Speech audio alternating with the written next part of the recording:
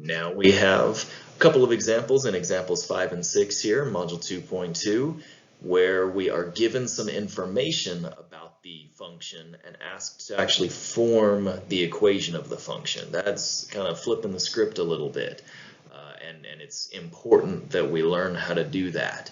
In all the examples so far, we've been given a quadratic function and asked to find some information about that function. Now we're taking it the other direction. We're given some information about the quadratic function and asked to go back and find the form of the function. That's an important skill to have to make sure we understand our way around these polynomial functions and these quadratic functions. And it's also very important in applications, and certainly business applications, where we have some data points in our business and we want to form a model for those observed data points. That's exactly what we do with taking information about a function and forming the equation of the function from there. But let's get back to this example. We're asked to use the vertex that we're given h, k and the point on the graph x, y to find the general form of the equation of the quadratic function. So here we are going to use what we know, and not just the numbers that we're given, but by use what we know, I mean we know the form of a quadratic function. This is a quadratic function which we already know has the form f of x equals a times x minus h squared plus k. And for that matter, we are given the vertex. We know h and k. Perfect. We can start there. Plug in 2 for h and 0 for k, 2 for h and 0 for k, and we've got f of x equals a times x minus 2 squared plus 0. I'll simplify that a little bit because anything plus 0 is itself, so we don't really need to write the plus 0. We can just write f of x equals a times x minus 2 squared. Now the problem is we don't know a, and we're not immediately given a as part of the problem. But I do know an x value and a y value, and the idea now is that we will plug in that x value of 4 and that output value. When we plug 4 in for x, we get 4 as the output. So I'm going to plug in 4 for x and set that equal to 4 for the output, and let's see what that looks like and how that helps us over here on the left. If I plug in 4 for x, and then set the output to 4 as well, then what that gives me is an equation that only has one unknown, a, and I can solve for a. So let's actually just do the math, do the arithmetic of that. In the parentheses, 4 minus 2 is 2, 2 squared is 4, so I've got 4 equals 4 times a. Easily dividing both sides by 4, we find a equals 1. So if I'm given another point on the graph, I can plug in the input and output values to solve for a. Now that I'm not going to box the answer a equals 1 because that's not what they were asking me to find. They were asking me to find the equation of the quadratic function.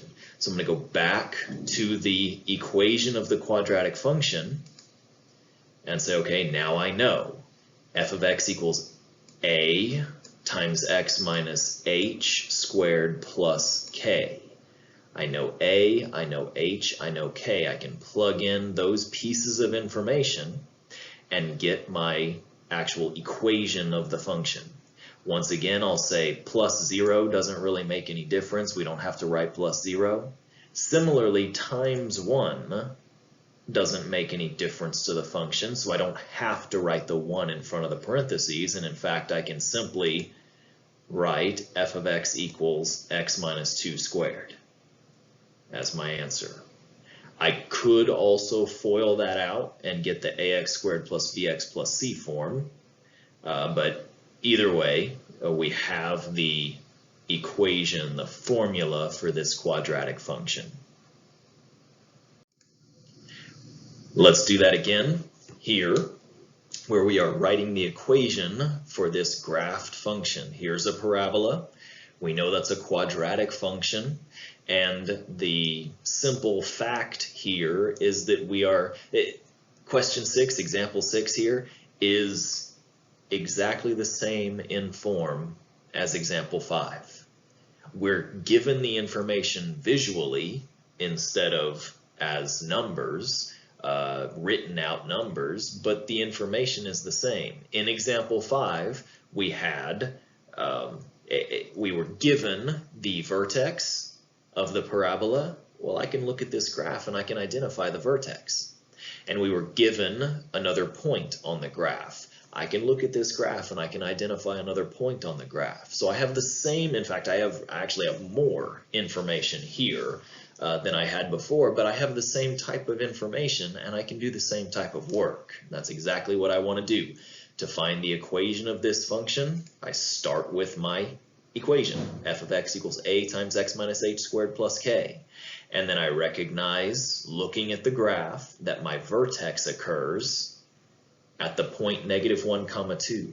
So h is -1 and k is 2. And I'll plug those in to my function here, a times x minus h squared plus k. And I'll do a little bit of simplifying because x minus -1 is the same thing as x plus 1. So I've got a times x plus 1 squared plus 2. Now I still don't know what a is, but I'll do the same thing that we did in example 5, where I pick another point on the graph. And you can pick any point that's a perfect point that you can recognize on the graph. Really simple one to see on this graph is the y-intercept. The y-intercept of 0, 3.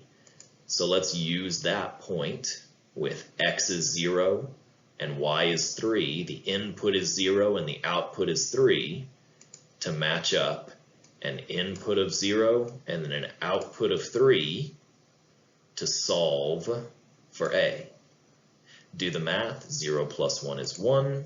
1 squared is 1. So we just have 3 equals a plus 2. Subtract 2 on both sides. And we get a equals 1. Knowing now that a equals 1, we go back to our function. F of x equals a times x minus h squared plus k. And we have our equation of the function. One more time, I'll simplify to say that I don't have to write 1 times in front of the parentheses. And the simplest form of my standard form here is f of x equals x plus 1 squared plus 2.